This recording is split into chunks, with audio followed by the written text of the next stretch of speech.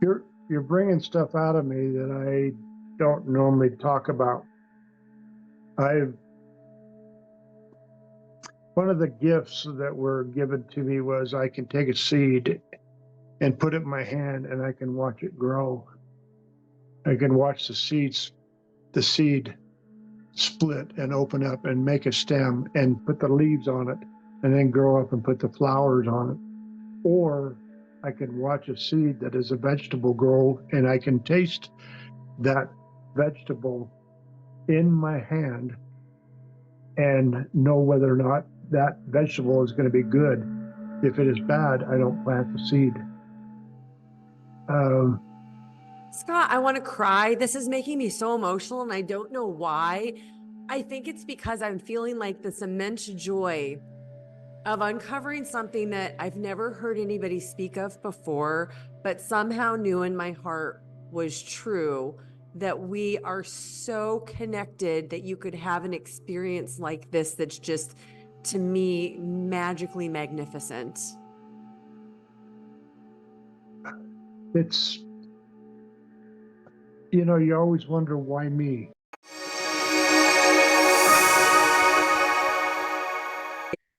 My guest today is Scott Drummond, who had such an incredible near-death experience that he has a video that has reached 25 million people. And today we are going to dive so deep that Scott is going to answer some questions he has never been asked before. He had an incredible life review and some other experiences on the other side that you are not going to believe happened, and an ability that I have never, ever heard anybody who's had a near-death experience talk about. He is going to be having a book that's coming out in about 6 months' time from when this video is produced, which is going to be called Don't Look Back. So, Scott, welcome. Thank you so much for joining us today. It's an honor to be here, Lori. I enjoy talking to people all over the world, and Arizona is just right next door to where we're at. So I'm excited to talk to you. What I love about what we talked a little bit before your interview is that you have shared this story a lot now, and you've shared it with people all around the world. And that the reason you share it is because, tell us. To basically give people hope. With all the turmoil that's going on around the world, I don't think there's not one person that would like to have a little hope in their life. And if I can share that hope and give people peace, that's my main objective. I never ever intended to ever share my story. I had planned on taking my story to my grave. But when I was encouraged to do it during COVID, when it hit and so many people were dying, I thought maybe this might be a prime time to. Plus, I was kind of nudged a little bit. Every once in a while, a guy has to be smacked in the side of the head with Well, I stories. love what And you said to me about how if it just reaches one person, you're happy. If it makes a difference for one person. So I love the philosophy of that. So will you tell us a little bit about what your life was like before you had this near-death experience? well, I come from a broken home. I lived on the streets for a while when I was younger. I dropped out of high school, came back into high school because of the influence of a good mentor, and ended up getting drafted, went into the Vietnam War. I was one of the fortunate ones. I did not have to go to war because I played sports, and someone noticed that I could play basketball, so I played basketball for the Army while my unit went to Vietnam. And when after the Vietnam incident there in everybody leaving, I stayed on the base and played ball, and then went to Germany. I was It was unfortunate because most of my battle buddies didn't come back alive, but I was one of the lucky ones that actually was able to enjoy life. And I went to Germany where I met my wife a year after I was there. And I played basketball for the Army, I played baseball for the Army, and I ended up playing professional basketball for a German club. And so I've had a lot of opportunities to play in sports. And after my wife and I met, we came back to the States, got married, went back, and I continued with playing basketball. And I was assigned as a postal worker, but I wasn't there very much because of my sports activity. After I got out of the Army, I went to college. My wife encouraged me to go to college because she thought that would be something I would need for my future. And so I ended up going to Brigham Young University. She had talked me into going there. And I ended up playing baseball for 4 years at BYU. And things were going real well. I mean, we ended up having 3 kids and life was going good. I ended up working for the Postal Service, and jobs came very easy for me because of the drive that I had. Well, I took my drive one step too far, and it all became all about money. And I could see that happening. I was getting an opportunity to go to San Mateo, California, Memphis, Tennessee, Houston, and ended up going back to Washington, D.C. to work. Well, because it was all about money, as you well know, in the business world, you step on a lot of people. In order to get that next promotion, you have to be just a little bit better than the other people that are interviewing. And so as I progressed and money started coming in, I started valuing material items. And material items became very important to me.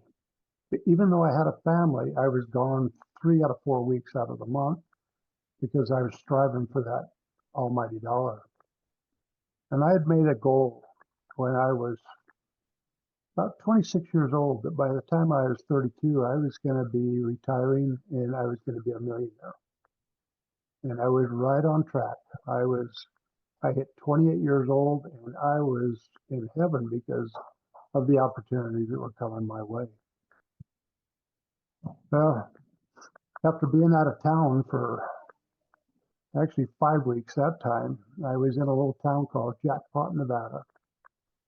And I was out there on an assignment to do some work for the post office, and decided to come back for Christmas, of all things, and came back. We had a great Christmas, and because of my selfishness, I called a friend of mine, and we were going to go skiing. I grew up on the ski slopes. I love to ski. There's nothing like fresh powder. And called him, and we went up to Park City. And if you've never been to Park City, it is a beautiful, beautiful community. And it's in Utah, and it's up in the mountains. Well, we went up, we took our skis off, and we just went up and had a ball. We had skiing that I had never seen before because the powder was up to almost above my knees, but not quite up to my waist. And there's nothing like hitting the slopes and putting down the first tracks on the mountain. And I'd skied probably about 2 times down the mountain, and we were standing in the lift line. Lift line was not very long, but it was long enough that you had to stand there for a little bit. And we were all bragging about how we were making jumps and making our cuts and doing moguls and jumping and just we were bragging all about ourselves, how good we were. Well, out of the corner of my eye, I saw a lady coming down the hill, and I couldn't tell if she was going to be able to stop or not because her poles were going every which way. And before I knew it, she had run into us and knocked us all over. And it was kind of like a bowling ball coming down and knocking over the pins. We just all fell on the ground, and we picked her up and we wiped her off and sent her on her way, not thinking anything more about it. But what was so vivid is I actually saw her in her fur hat that she had on, and she was dressed to the nines. But it was the look on her face just as she hit us that I'll never forget. Like, I am so sorry, but I can't stop. And I ended up skiing the rest of the day. My friend and I had a ball. And at the end of the day, we were probably one of the last ones on the hill because I wasn't able to get to ski very much because of the job that I had. Well, we got down to the car and I started taking off my shoes, and I started putting my skis away, and I took my left glove off, I took my right glove off. And when I lifted up my right hand, I noticed that my thumb was hanging down here and my fingers were going up. And I thought, this doesn't look right. Well, what had happened is when the young lady came down and ran into it, she totally pulled my thumb completely out of joint. And the only thing that was holding my thumb together was the skin. And the guy that was with me was kind of funny because he's an EMT, and he did that on the side. And he says, I can't fix this one with a Band-Aid. He says, we got to get something done with this one. So at the time, the equipment wasn't like it is today. I had bib overalls, and I I would wear thermal underwears under the bib overalls, so that the equipment that we had was not very warm like it is today. And so for my thumb to be the way it was cold. And when it's cold, your hands, your face, your legs, your feet, everything just kind of goes numb. And you just take yourself in a different dimension and just enjoy the day. Well, as because I could not do anything about it at the time, we went up to the ski resort and called my wife. It was down in Provo, and there's a hospital in Provo. And she made all the arrangements for me to come down and be ready for surgery when I got down there. Well, as we started making our way down the mountain and the car started to heat up, I realized that my thumb was hurting a lot. And when we pulled into the hospital, everything was all set up. Now you have to realize too that even though I was married and had 3 kids, I was a very selfish person. Something that I never grew up with in my life was telling my wife that I loved her. I never told my kids that I loved them. The main focus that I had was making money. And so, and they had accepted that, and my wife took the role and basically was raising our 3 kids while I was out making money.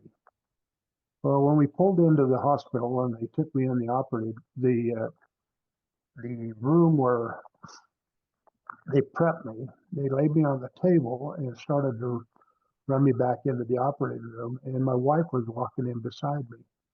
And I'll never forget this because I never told her I loved her. I never thanked her for setting everything up. I didn't tell her that I loved our kids and to give them a big hug from me. I never told her that. All I did is said, I'll see you when I get back.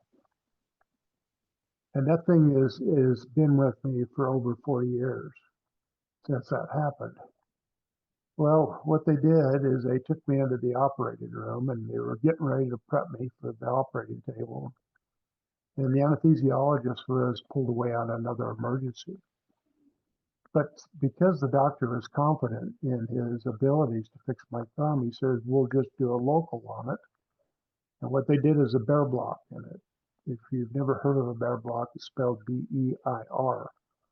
And what they do is they put a tourniquet on your right arm, and it has 2 valves on it. And the tourniquet is actually air inside of the tourniquet. So they just kind of squish it down, and so that the pressure or the blood flow won't go back into my heart.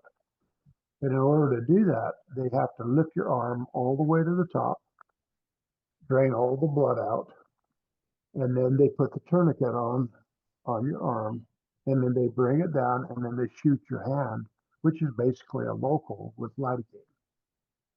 Well, the nurse that was in there had never done this procedure before. And the doctor was confident that he could talk her through it, and she was confident that he would be able to talk her through it. Well, what they do is they put a sheet between me and to where they're operating on. So I could hear everything that they were doing. but I couldn't see what they were doing. But with a local, I couldn't feel, them cutting my thumb open and cutting my forearm and taking a tendon out. I could not see any of that was going on, or even feel it because of the medication that was put into me. Well, as the operation went on, I could still hear him talking. I felt pressure going up in my arm. And when that happens, when you have a bear block, is what you do is you unloosen one of the valves to relieve pressure that goes into your hand and leave the other one closed. And so that took care of it. They kept on operating on me, and I thought everything was going great. They kept asking me how I was doing. I said I was doing great. I can't wait to get out of here, and so forth. Well, as the operation was going on, the pressure came on again. And in this case, what you're supposed to do is tighten up the first valve and then loosen the second valve. Well, the nurse, what she did is she opened up the second valve first and didn't close the first valve. And so what happened is the lidocaine came up my arm, across my chest, into my heart. And the next thing I knew is I was raising out of my body and I was standing up above watching the operation. It was the most unbelievable feeling that I have ever had, because standing there, I felt no pain, zero pain. And what I was doing is I was observing what the doctor was doing in finishing his surgery on my thumb. And I took a glance over at the machine, and the monitor flatlined. And when that flatlined, the nurse that was helping the doctor went running out of the room saying that she had killed me. And at that time, there was an emergency team that came in and started working on me.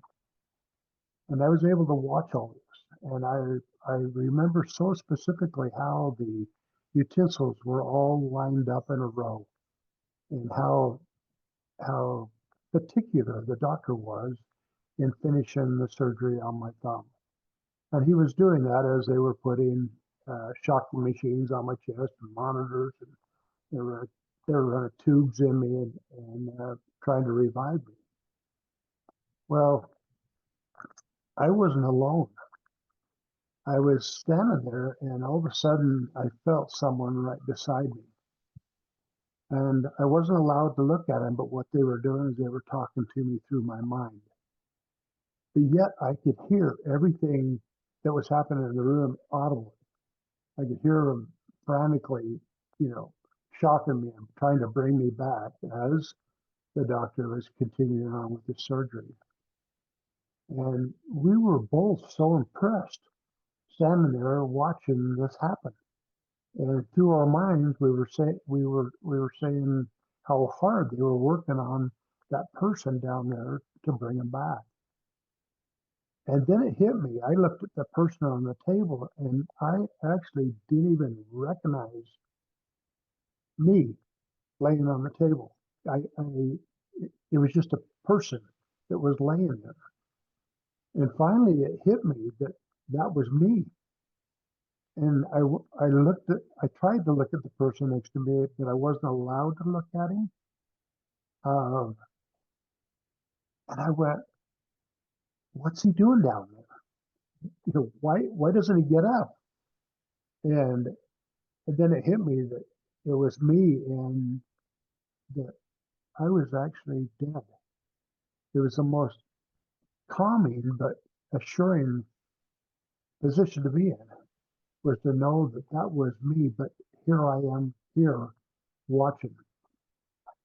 And I remember watching the doctor take out the tendon out of my arm and wrap it around my thumb to make it stronger.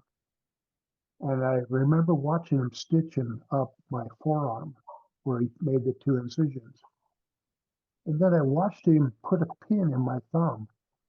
And I can remember so specifically the pin stuck out through the skin. And he was so particular that it was protruding through the skin. and he pulled it back out and trimmed it down so it would not protrude through the skin. And it was, I remember so many specifics of what happened. And then the time came that the person next to me said, it's time to go. And where I was going, I had no idea, but it was not my choice. But one thing I want you to know is while standing there, everything was so peaceful. It was the most peaceful feeling that I'd ever experienced in my life. And it was a love that was an unconditional love. It's so hard to explain because in growing up, I never felt love. I never expressed love to my wife other than obviously we had 3 kids. But I never knew what it was like to really feel love or to be loved. The next thing I knew, there was a little stretch of light between where I was going to where I ended up standing. And where I was standing was in a field. It was the most beautiful field that I had ever experienced. In front of me and to the right was grass up to my waist. To the far left of me was tall trees, which ended up being, after almost 40 years of research, the baobab tree, which is basically a tree that's in Madagascar. That is a tall tree with no branches except for it has leaves at the top. And I remember looking at those leaves and seeing how beautiful they were. There was reds and light red, dark reds and light reds and greens, and underneath the leaves were gold. And as I looked down the trunks of the trees, it was like there was a shimmer to them, and it was the most beautiful brown color that I'd ever seen with trims of gold on it. And I thought, I've never seen a tree like this before. And it was brilliant because when I look at a tree trunk, it looks dirty to me. This did not look dirty. It looked very, very clean. And in between the trees and where I was standing was field of flowers, the most beautiful flowers that I had ever seen, colors that I had never seen before. And I studied them, and they were up to about my waist. And one thing I noticed was all of the flowers were facing towards me. I thought, well, this is unusual. All of the leaves were facing towards me. And when I would move, they would move with me. And it was almost like every one of those flowers had a soul. And I felt like there was energy that came from every one of those flowers into my body, as if they were sharing love with me. And it was unconditional love. I couldn't help but notice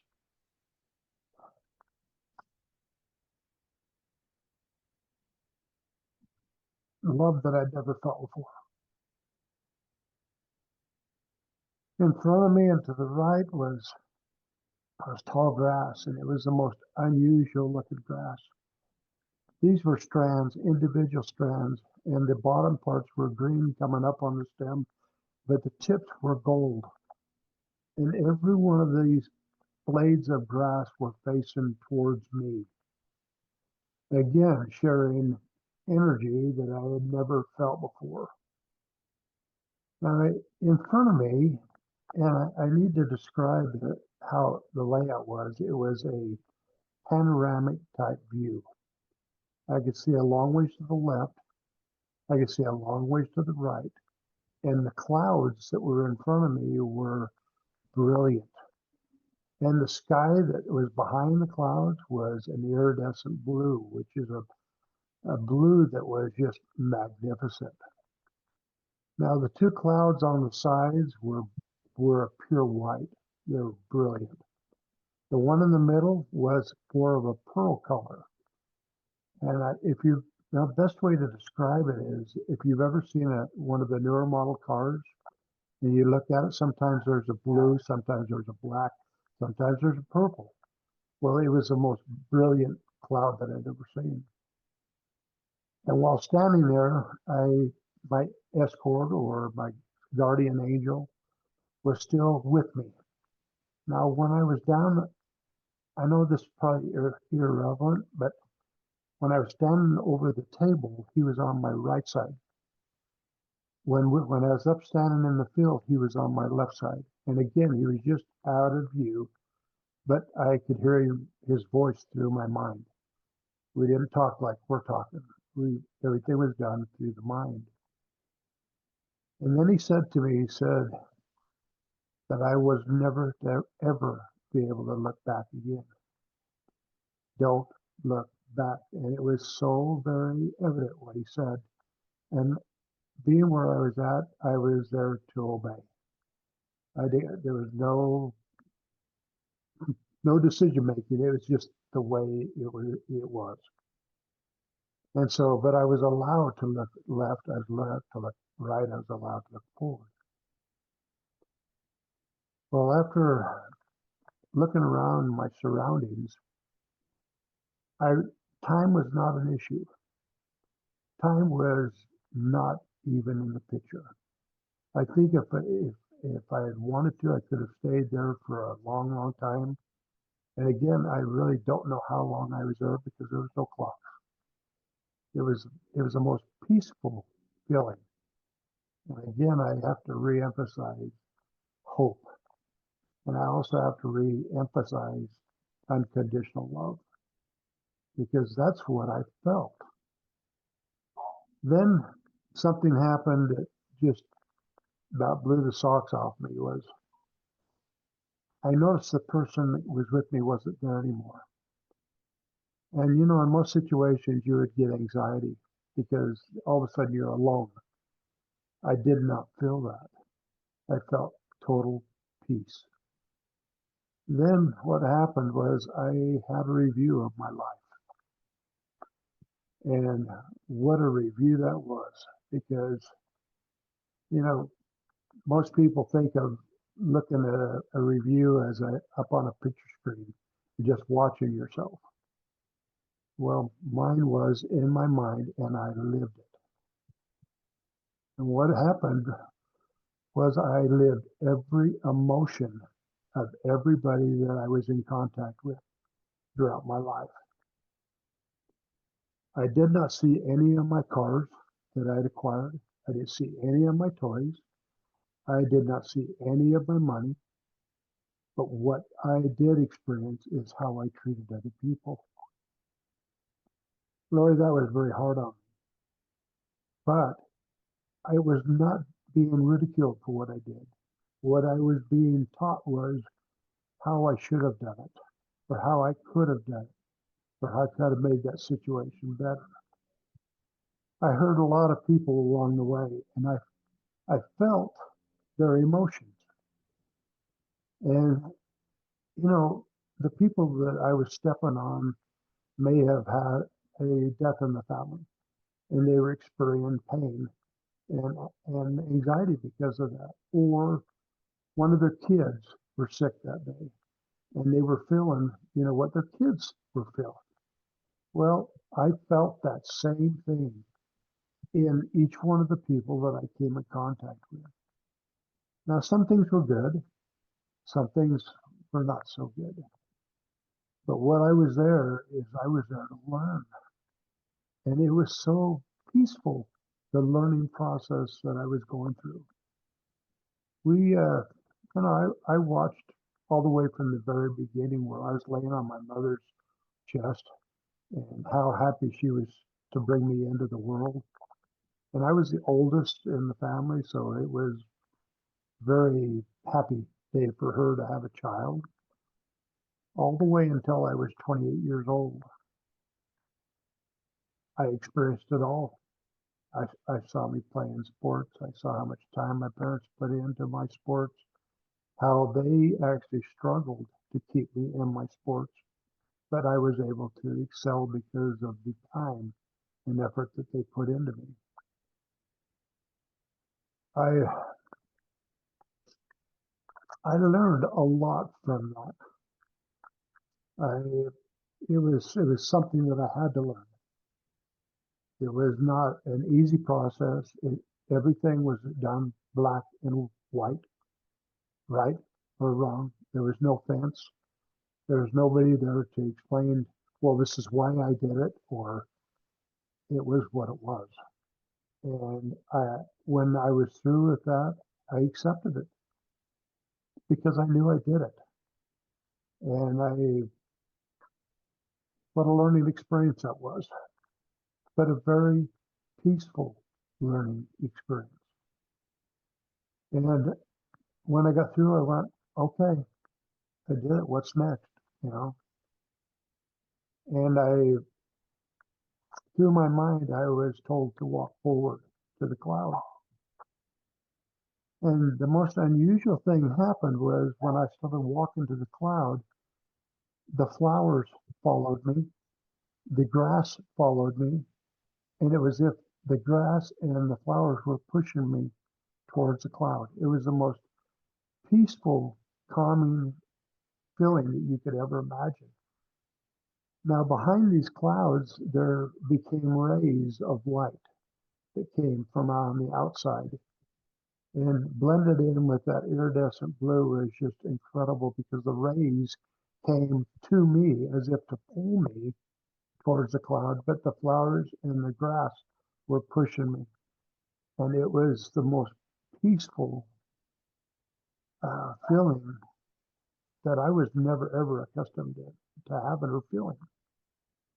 Well, when I got up to the cloud, an arm came through the cloud, and it was just this much of the arm came up, and the hand was like this. And I remember because the thumb was extended and the fingers were together. And, I didn't think anything of, what that meant, or I just thought, well, he was welcoming me wherever I was going next. Because at the time I was not very religious. Wasn't part of it wasn't part of me because it was all about money. Well, I had the opportunity to go up and study that arm and that hand. And I'm 6'3", and that hand, because of the angle that it was, the arm coming down, I knew that person that I was going to be being welcomed by was taller than me. And I remember his forearms were strong. And the first thing that came to my mind was maybe he was a farmer or a construction worker or now perhaps a carpenter, because his arms were really strong because of the way that person must have used them. Well, I remember his hands were bigger than mine and they were stronger than mine. So, which told me that he had to have worked, some kind of heavy work in order to get strong hands like that. And after studying it, I was told to take the hand and come with him. I will never forget that voice. It was a voice that I've heard before. I knew that voice because it was so very, very familiar to me. And I remember also the person that took me, my guardian angel is what I call him. I recognized his voice too. And it's a voice that I will never forget. When I reached up to take the hand started to pull back through the cloud. And I tried to grab it a second time. And the hand disappeared. And the words that came through the cloud was, "It is not yet your time. You have more things yet to do." And for 40 years, I've heard those words. For 40 years, I wondered why I was coming back, why I was being sent back. I did not want to come back. Being honest, I wanted that hand more than I'd ever wanted a hand before because of the energy. I got this close, that close to the hands, and I felt energy coming through that hand that I had never felt before. And the only way I can best describe that is if you've ever done something and you got the chill and it just kind of went through your body, you go, whoa, that felt strange. Well, this was a chill, but it was a radiating chill that went through my entire body. And it was an acceptance that I had never felt before. I always have believed in Jesus Christ. I was not a very good follower before that, but I never lost faith that there was a person like that. And when I was sent back, they were wheeling me out of the room with a sheet over my head, and I had a death certificate on my chest. And as I came back, I saw the doctor over taking his scrubs off and washing his hands, and he was in the most stressful situation because he was going to have to go out and tell my wife that he had lost her husband in a very simple operation, or what he thought was a very simple operation. The anguish that he went through was unbelievable. And when the orderly that was pushing me out of the room when they pronounced me dead laid his clipboard on my chest, he saw movement. And he called over to the doctor and told the doctor to come over, and he needed to see what was going on. And I remember he come running over, and then they began to push me out of the operating room. A very simple operation that should have only lasted for an hour, hour and a half, ended up taking a lot longer. My wife saw a whole different side of this. When I was wheeled out of the operating room, I saw beautiful colors. I felt love that I'd never felt before. I saw a 10-color wheel instead of a 6-color wheel, and it was the most beautiful thing that I had ever experienced. Well, when the doctor came out, he went over to my wife and says, everything's okay. We brought him back. He did see some things, but with a little bit of physical therapy, we'll have him back in good condition. Well, my wife fell back into the chair. When she went into that waiting room, there was a whole room full of people waiting for their friends or parents or whatever to be operated on. And she was the last one standing when I was wheeled out.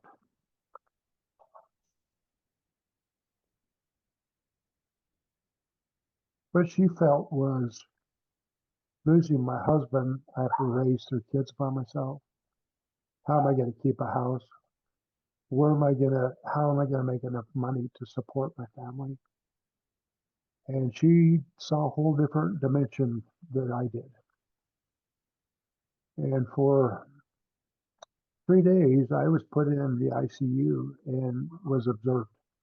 The doctor wasn't going to let me out of sight for a little while. And he kept coming up and asking questions. Why was you all over the table when we were wheeling you out?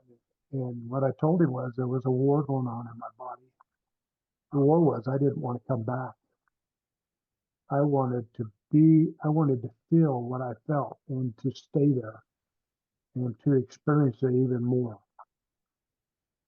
And for 3 days, I felt total peace.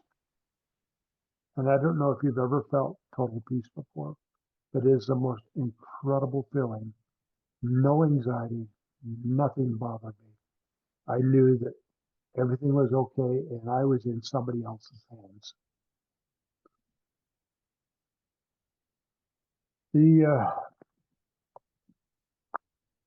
The doctor was kind of funny. He kept asking me how I was doing and picking up my thumb and examining it, making sure that everything. I think he was really worried that my wife was going to sue him because he was just overly watching over me. And after 3 days being in intensive care, I walked out of the hospital. Just walked out. Well, I was scheduled to be back in Jackson Hole because I had an assignment over there that I had to fulfill. And my wife loaded up all the kids. She would not let me leave town without her. And she went over there with me for a solid month and just basically just hung on to me. That was the first time that I actually told my wife that I loved her.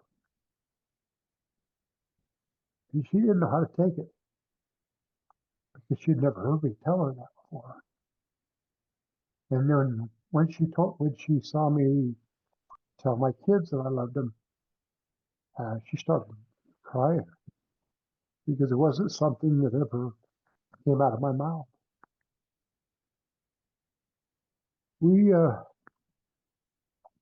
I learned a few things.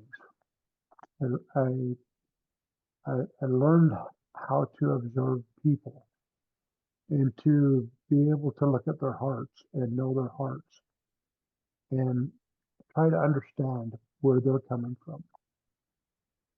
Now things, went really well for a while. About 10 years later, I started slipping right back into my old ways because I'm a man. I was worried about supporting my family, putting food on the table and, paying the bills and putting kids into all the activities that they wanted to be in. And I found myself slipping and going back into the old ways. And I'd been offered a really good job back in Washington, D.C. And I was feeling pretty proud of myself. And it was my birthday. I'll never forget it. It was June 14th. And I'm sorry, June 15th. The reason I said 14th is because I called a friend of mine and his wife had a baby on the 14th and she was at the hospital.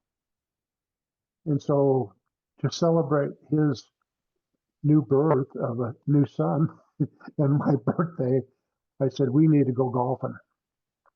And so after encouraging him to go, he said, well, I can go for a few hours. Well, we went up to the golf course and we started playing golf and we were having a ball. And we were on the third hole and we started seeing a storm coming across the valley. And we thought, can we beat it? And we both said, yeah, we can beat it. Well, as you well know, playing golf is not fast. You have to spend some time. Depends on how many balls you hit. Well, I got on the eighth hole and I sunk a putt that was probably about 40 feet, and I was pretty proud of myself. And then all of a sudden, the hair on my arms and the back of my neck started standing up. And my buddy Frank and I were hit by lightning. And the bolt of lightning went down through the beanie of my hat and actually blew up my hat. It shredded it. And the other lightning strike went through my friend Frank, went down through his back and blew out his back. It actually melded his L4, L5 bones together. It was that hot. And knocked Frank to the ground. Well, Frank played football for Florida, University of Florida, and he was a lineman. And he was that big man. He was over 300 pounds. Now, both of us had been out of our sports for a while, but we still enjoyed doing things together. I'll never forget that because it was a total whiteout. When I was hit by that lightning, I went, okay, I got it. I got it. I'll get back on track. I got it. And I never even got checked out. But what I did is I went back to the car, drove it up on the golf course, loaded him up, took him to the hospital, and he went into the intensive care unit. He was up on the seventh floor, and his wife was down on the third floor with their new baby. And I'll never forget, I had to go and explain to his wife what happened to her husband. Now, Frank went through about 5 surgeries on his back. He never did ever recover totally from that. In fact, he passed away a few years ago because of a lot of the problems that he had with his back. There again, learning of people's emotions. Since that time, I did not go back to Washington, D.C. to work. I decided that I was going to stay with my family. And I ended up taking a little postmaster job and went from a very good promotion down to just a minimal position in the post office. But from that time on, I have tried to do my best to understand where people are in their lives. I realized that I had to learn how to be kind to other people.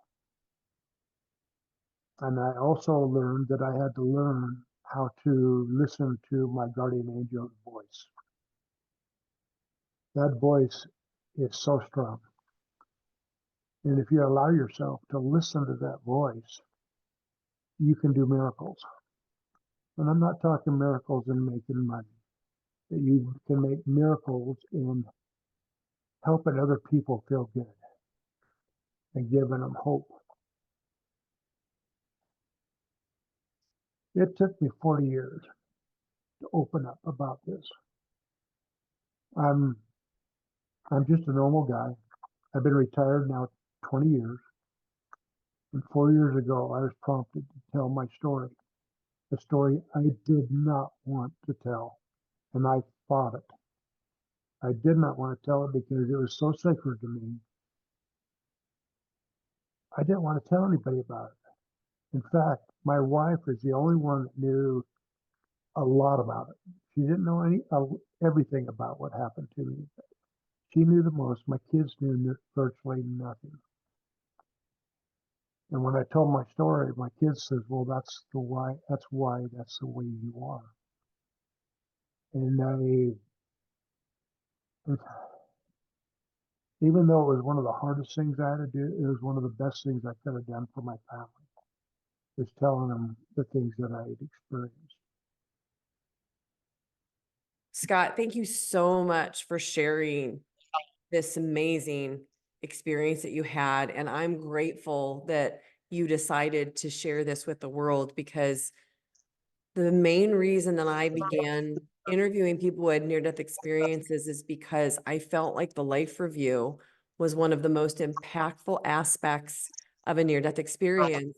And I saw in people how much it changed everything that they did afterwards. So I have so many questions I want to ask you, and I want to start with the telepathic communication that you experienced when you were watching your body being operated on. Because from what I understand in talking to other people, it's not just like I'm saying these words to you and you're hearing these words in your head. There's a lot more that goes along with that communication, correct? Telepathically. Yes, sir. Can you explain what that felt like to you, or what you experienced in a telepathic communication? It was natural. It was nothing that I was out of the ordinary for me. It was like you and me talking, except for what they were doing is they were talking through my mind rather than me having to talk with my lips and then hearing what they had to say. It was very, very natural. Just very natural. Were they communicating emotions as well and not just words? Uh, you know, everyone talks with emotion. Even what we're talking to you about right now, it's with emotion. it was no different. It was very, very natural. And, when he told me to not look back, I knew that I wasn't to look back. That was it. Why do you think you were instructed to not look back? What was it that you think didn't allow you to see them? Yeah. My life was over, and I knew it was over, and I was not going back. Oh, you mean not look back was to not look back at your life, not look back at that person? I was not going back to where I was at before. So did you actually visibly see the person who was communicating with you, the being who was communicating? He was standing to my left in the field, just right even with me, but I was not allowed to look at him. I always felt like the reason why I wasn't able to see him was because I was being told that I had to go back. If I was on that journey of going through that cloud, I know that I would have been able to talk to that person and communicate with him. I know it was a male. I know it was a male voice. It was a voice that I've heard before. Um, it's not my father because my father's still alive, 92, but it was a voice that I have heard before and I knew very well. I've always believed that I would have been able to see him and communicate with him, but I was going to go back. I was being sent back. I know why I was sent back to learn a lesson. I was given a second chance. I hope I can do this much better, just this much better when I go in and I take that hand and I go through that pearly gate. So Scott, you had a life review, which was so interesting, a little bit different than some of the others I've talked to, because you experienced this in your own mind, not on a peripheral outer screen as you mentioned. So as you're having this life review, and you're not only experiencing the scenes, but you're experiencing the emotions, were there a couple of experiences that surprised you that you were not aware of as you were experiencing them in this different perspective? There was quite a few. You know, when you play sports, for instance, you want to be just a little bit better than that person that you're playing. In playing basketball, you grab a shirt, or you may hook them, or you may step on their feet, or you might put your foot in the back of there so that they lose their balance, and you can, get the basketball in the basket. Well, that translates into regular everyday life too. What do we do to be that much better than the people that we're trying to get ahead of in life? What I found out is it doesn't really matter. If you're meant to get that promotion, if you're meant to be that leader, that you need to be who you are. You have to be genuine. In this world, it's too easy to lie about who you are. And I found out you have to be true to yourself. And if you're true to yourself, people will see through you and know whether or not you're the best for that position. Right? That's something that I'm going to be talking to with these kids. When I speak to these kids, 100 kids that are getting scholarships. Just be who you are and be genuine.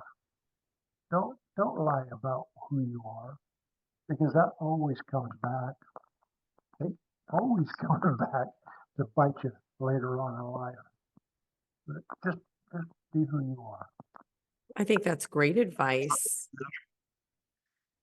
So, Scott, you also have these experiences that a lot of them sounded like they were negative because of the competitive nature, because of your focus on money and your self-proclaimed selfishness. But I have to believe that you were also shown some very loving things that you did in your life, some very selfless things that you did in your life. Did those come up and did you get to experience those as well?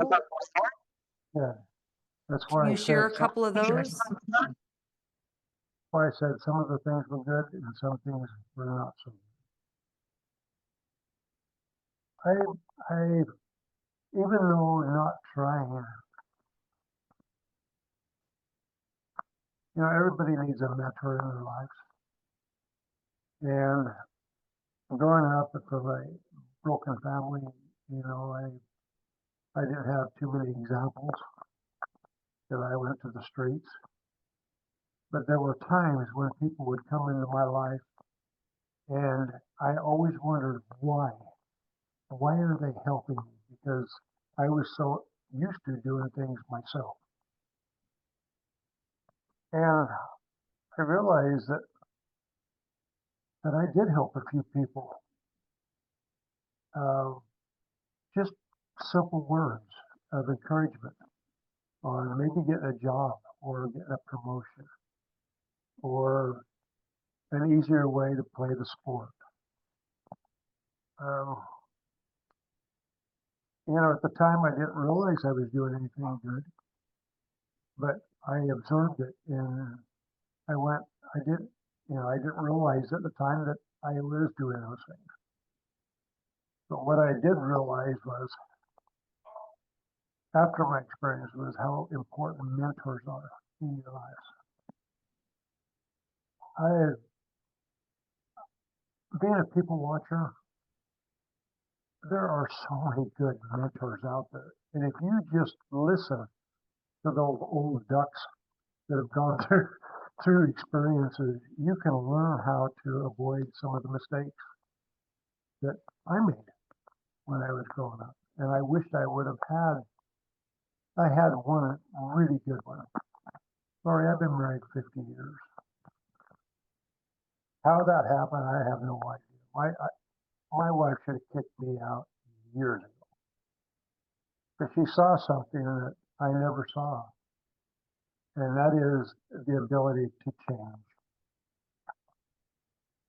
Her father is one of the most loving people that I could have ever been around and learned from. Her parents had been married, their whole married life, 65 years before they passed away. And he taught me how to love people. And it wasn't until I had my experience that I realized I had to find somebody that I could learn from because I didn't have that in my life. To be told you were loved when you're growing up just didn't happen. You were just expected to do it. But that's probably one of the best things I can tell you is just find a good mentor and watch them and watch how they navigate and how they interact with people and read their hearts because your heart is your soul. I love that. That's really great advice for people. So can you explain a little bit about how in the life review, you were not judged? I feel like you judged yourself, but you were shown how you could have or maybe should have done things differently. So can you elaborate on that a little bit?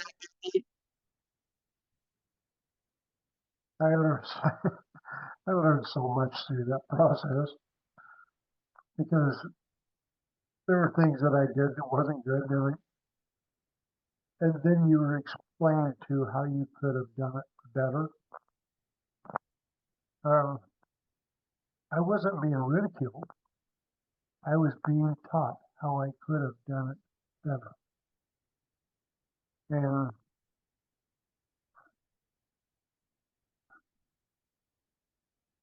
You know, even though I learn these things, Lori, from my life review, it's taken me a lifetime to learn it. It isn't something that happened overnight.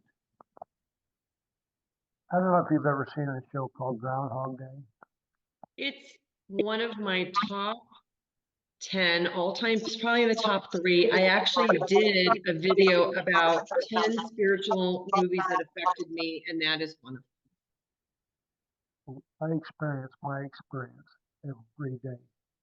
I know them. exactly where I stand up. I know what I felt. And I try to wake up every day knowing that I can do just a little bit better than I did yesterday.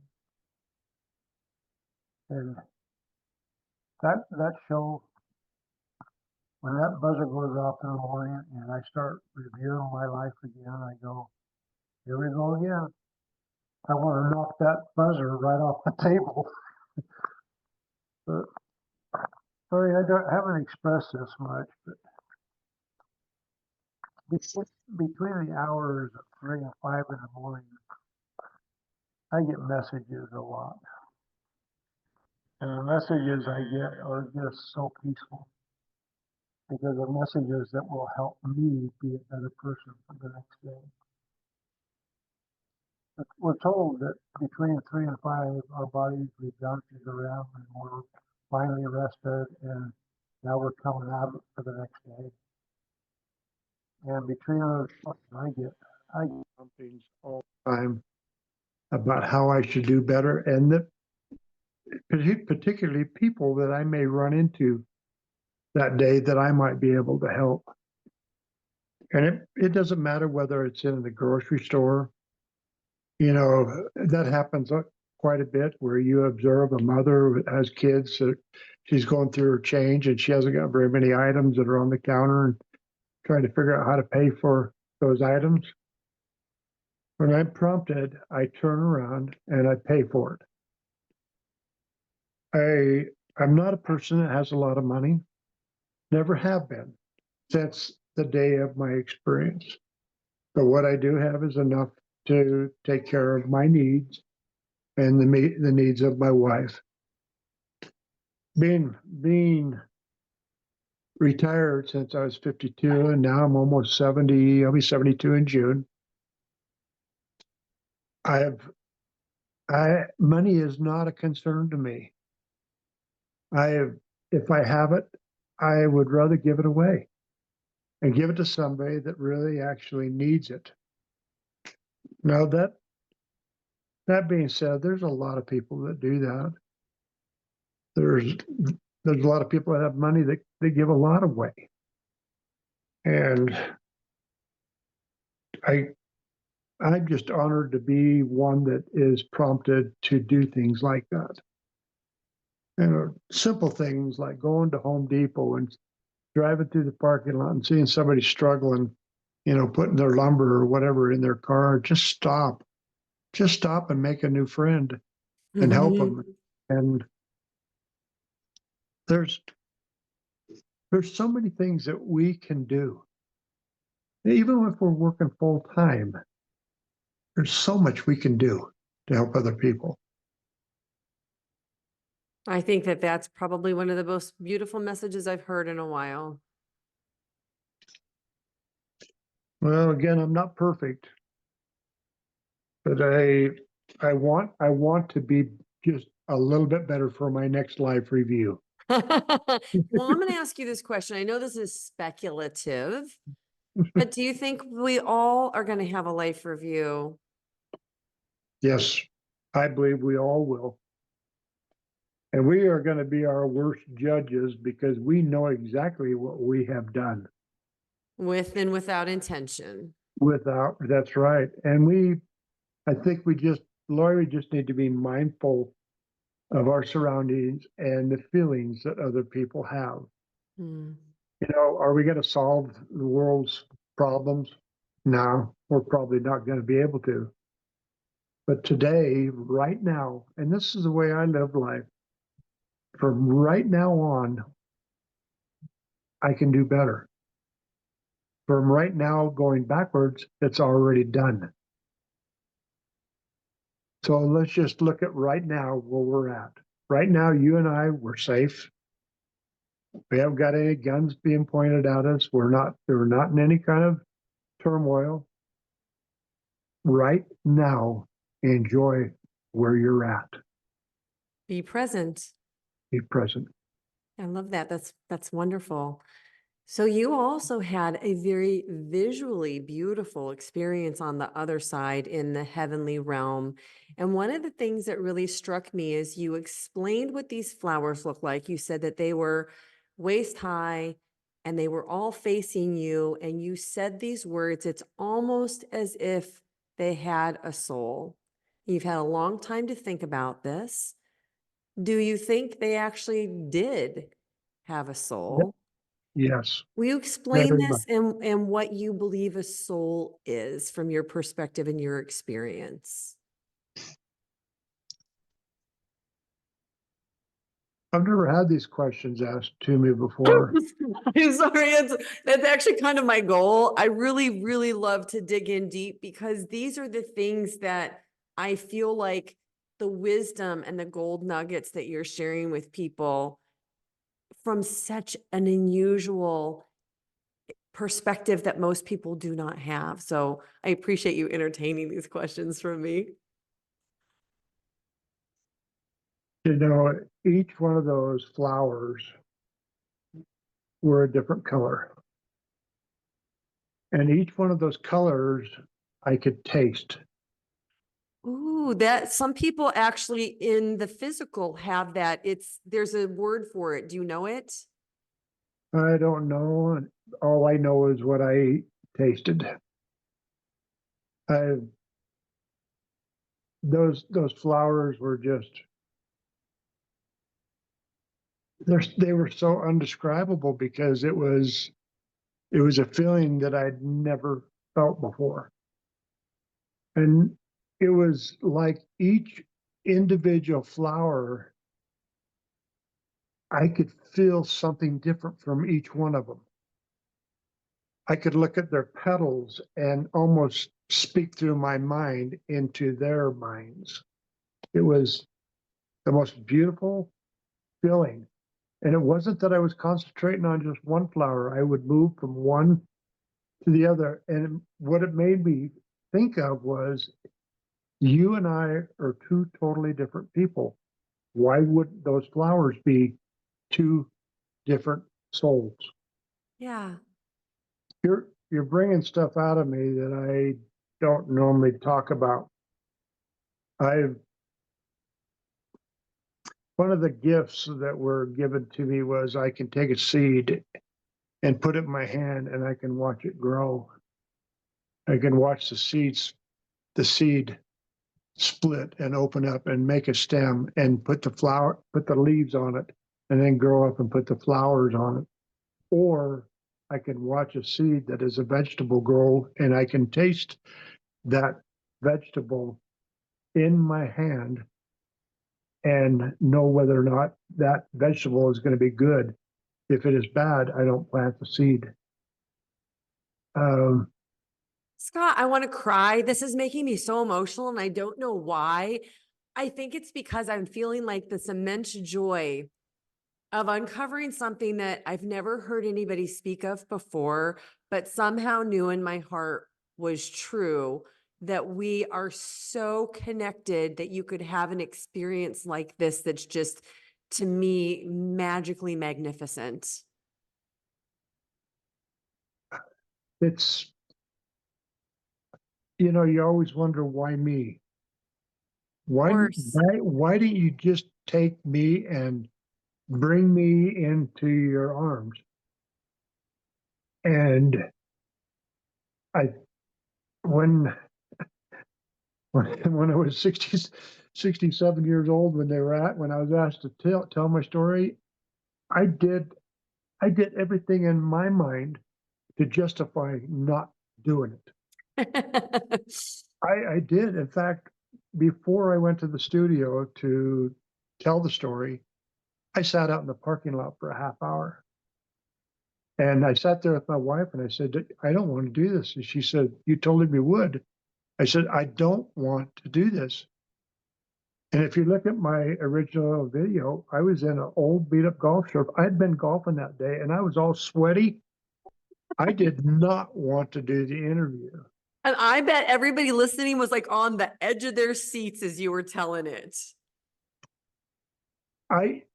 To be honest, I didn't think not one person would watch it because it was something that meant a lot to me, but why would it mean anything to you? And that original video now has over 25 million views from around the You have world. a video that has been watched 25 million times. Yeah, Scott, what does that say to you? it gives me the chills because Me too. if I, all I ever wanted to do is to help one person. When I You're sat in thinking too that car, small. well, it has gone from a book and now it is being made into a movie.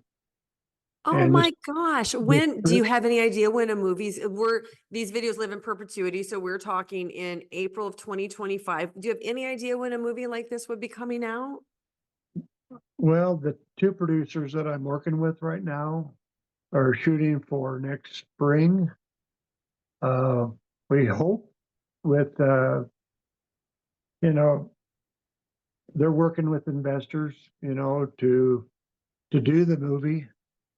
I would not sell the rights to my book to them, which they were very disappointed in because if I sell the rights, they can do whatever they want with my story. Right. Yeah. But I told them with the help of a very good lawyer, what I did not want to do was to give my rights away because I wouldn't be able to talk about it. They Yeah. came Yeah. back to me and made me a co-producer. And Wow. my responsibility is to make sure the script follows my book. I love that. Well, I want to ask you one more question, then I want you to tell everybody where they can get your book and how they Okay. can connect with you. The last question I have for you is that I've only ever heard one other person have a connection, and I have watched, read, and listened to a lot of these now and interviewed quite a few people. But there was one woman who had an experience with, she labeled it God, and she said God had a massive hand and did several things, gave her glasses to put on that were God's glasses, dropped a stone so she could see this ripple effect and how it worked visually. You also had an experience with a massively large hand, but I think you named it Jesus instead of God. So what made you feel like that was whose hand it was? And why do you think you only saw the hand and not the whole being? Laura, I don't have all the answers of the whys. I I can only tell you what I saw and what I felt. I did not see the person's face. Again, all I did is saw the arm, and that I felt like I was being accepted into another world. Or, but it was a voice. It was the voice that really, really connects with me. I had heard that voice before, and what it did is it started making me think about where did I come from? Why am I here? And where am I going? I I know that I went somewhere. There is no doubt in my mind that I left my body, because I saw it. I didn't recognize it at first, but I saw it. We I think when you go through the experiences like I do, you never forget what happened. And in talking to people again, Lori, from around the world that have had experiences, they can't deny what they saw. Right. And And they often say it's more real than this reality. And it sounds like from the way you describe those colors, and how you interacted with the flowers and the grass and the tree and the leaves, that it seemed real on a much different level. It was a whole different level, but it felt so natural. It wasn't like a cartoon or a fiction or a fantasy, or it was real. And Yeah. it was something that I'll never forget. And I'll be a little bit more prepared for next time. I love that about you. What I want to say to you about your comment about it wasn't like a cartoon or a dream. People come back from dreams, they don't change their entire life. They don't stop focusing on money. They don't change everything about it. Only Mhm. when something feels ultra real do people come back and make lasting changes that I think everybody in your life would say, from where he was there to where he is now, he is a different person. You know, Lori, when my wife Connie and I decided together to do what I did as far as coming out, we got with a lawyer and made a foundation. Oh, It's called the Gracie Scott Foundation, because I wasn't going to make money on my experience. That was wow. never ever our intent. And our foundation is to help children with special needs, I love that.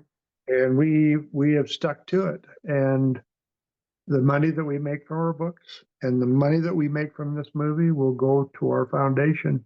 Hmm. And That makes me we're, like you even more, Scott. well, I'm not perfect, but I'm learning.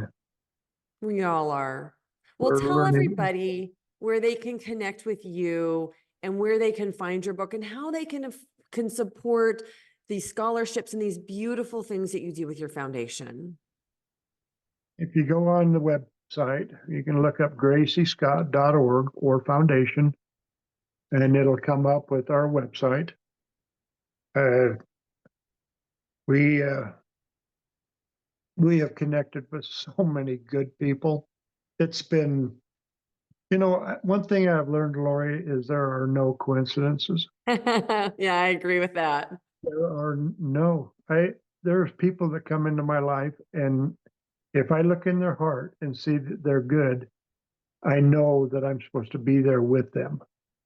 And if they're not, I walk away, because I only want to see the good in life. I don't want to see the bad. I've seen that. I don't want to see it again. So to get a hold of us, just you can go online, and there's a Venmo on there, PayPal. If you want to donate to the foundation, we'd love to have your support. We, my wife and I are more intrigued with the foundation than I am even with the book or the movie. But we realize that all three of them have to work together to make this foundation work the way it's supposed to. Right. Right. Well, Scott, this has just been such a delightful conversation. I've loved listening to your experience. I understand why you have had a video with 25 million views on it. And I just want to thank you for what you are doing to help wake up the collective. It is so needed right now.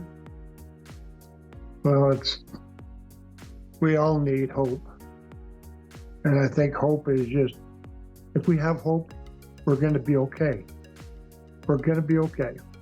We're going to be And okay. just know that life and then on the other side is so natural, and it is painless.